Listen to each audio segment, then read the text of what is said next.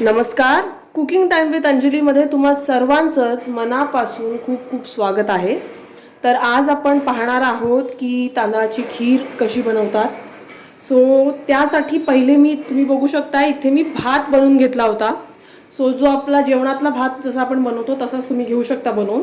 आणि त्याला मी जसा तो भात झाला आणि थोडा थंड झाला त्याला मी मिक्सरमध्ये टाकून थोडंसं पाणी किंवा तुम्ही दूध, माझी आई जनरली दूध टाकते, पण मी आज त्यामध्ये पाणी टाकलं आहे. थोडंसं एकदम पाणी टाकलं सो दॅट त्याचं पेस्ट सारखं असं तयार होईल. एकदम थिन करायचं त्याला, एकदम थिन कन्सिस्टन्सी करायचं नाही आहे, थिकच कन्सिस्टन्सी ठेवायचं आहे. सो हे मी करून घेतलेलं आहे असं. काही लोक त्याला तांदळाला पाण्यात भिजूनसुद्धा करतात. आई माझी तसंसुद्धा करते, पण आज मी ही पद्धत वापरलेली आहे. त्यामुळे आता मी तुम्हाला पुढची रेसिपी दाखवते की ही कशी बनवायची खीर. आता तुम्ही बघू शकताय की मी आता पातेलं गरम करत ठेवलेलं आहे आणि मी त्यामध्ये 1 चमचा तूप टाकणार आहे.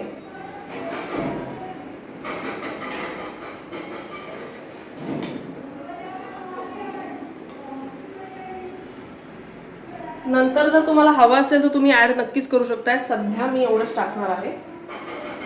सो नंतर जर लागलं तर आपण तूप ॲड करू शकतो, पण सध्या पुरता मी एवढंच तूप ठेवलं आहे. आता तुम्ही ड्रायफ्रूट्स बघू शकताय. मी हे काजू आणि बदाम घेतलेत. सो आज मला थोडा उशीर झाला आहे त्यामुळे मी हे काजू बदाम असेच कुटून घेतलेले आहेत.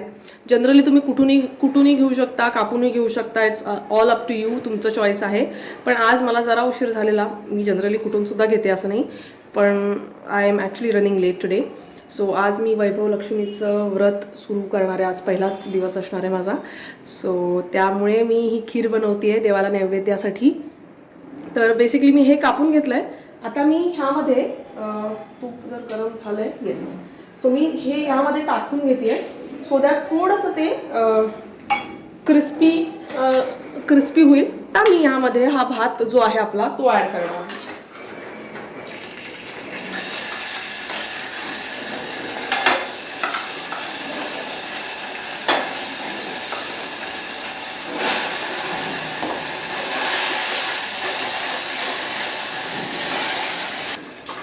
आणि आता द की इन्ग्रेडियंट दूध ते ॲड करायचं आहे.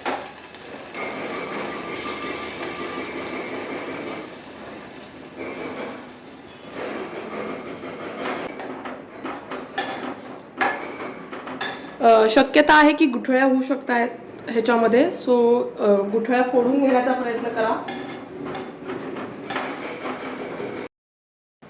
सो थोडंसं मी अजून ॲड करेन दूध ह्यामध्ये आणि त्याला चांगलं उकळून द्यायचं दुधामध्ये त्या भाताला. ओके, सो मी आता यामध्ये ना थोडंसं दूध ॲड करून घेतलेलं आहे. अजून थोडंसं, सध्या मी जास्त नाही टाकणार आहे.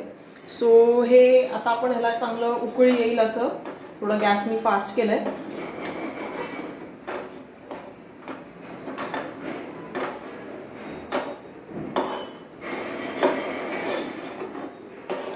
गुठळ्या जर अजून वाटत असतील तुम्हाला तरी तुम्ही फोडून घेऊ शकता.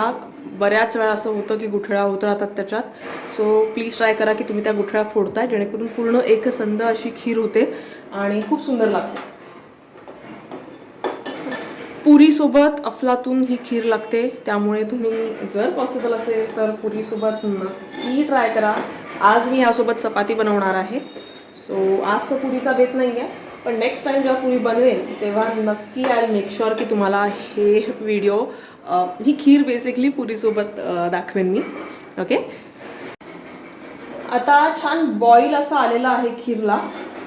आता मी त्यामध्ये टाकणार आहे साखर. तुमच्याकडे जर केसर असेल तर आय वुड रेकमेंड की केसर दुधामध्ये थोडंसं ठेवा थोड्या वेळ आणि ते टाका. खूप सुंदर दिसायलाही दिसतं आणि टेस्टसुद्धा खूप छान होते. सध्या माझ्याकडे नाही आहे त्यामुळे मी टाकणार नाही सध्या, पण तुमच्याकडे असेल तर आय वुड रिक्वेस्ट यू की प्लीज नक्की टाका. साखर, हे जे वाटी बघताय तुम्ही ह्याच्यात 5 चमचे साखरचं माप आहे माझं.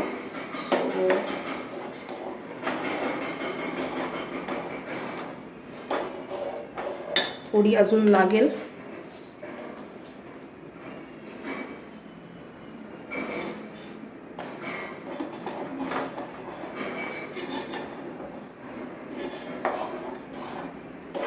आता मी स्लो फ्लेमवरच परत केलेलं आहे. थोड्या वेळ ह्याच्या आधी थोड्या वेळ फास्ट फ्लेमवरती आपली खीर होत होती.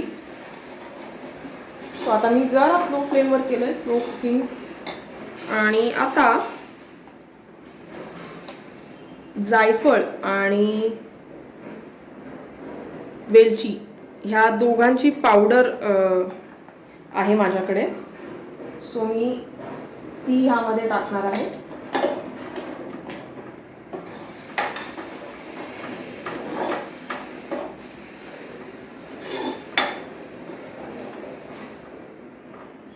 आय विश की तुम्ही इकडे असता आणि हे डिवाइन सुगंध जो आहे, स्मेल जे आहे ह्या खिरीचं, ते तुम्ही स्मेल करू शकला असतात. आय स्वेअर खूप सुंदर सुगंध येतो आहे घरामध्ये. I mean I am very sure की खूप टेस्टी झाली आहे ही. So I could sense that from the smell itself. भातामध्ये मी ऑलरेडी थोडं मीठ टाकलं होतं, पण आत्ताही ते इनफ नसेल आय मीन.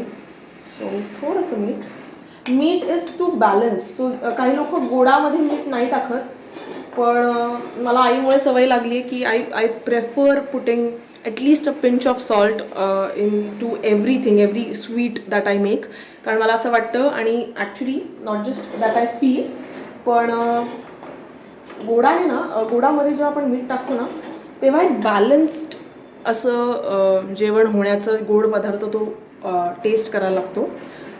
तर नक्की तुम्ही ट्राय करून बघा आणि मला कमेंट्समध्ये नक्की कळवा की तुम्ही प्रेफर करता का गोडामध्ये मीठ टाकून. तर आपली ही खीर तयार झालेली आहे. आता मी तिला एका डिशमध्ये काढून घेते, वाटीमध्ये काढून घेते आणि तुम्हाला दाखवते.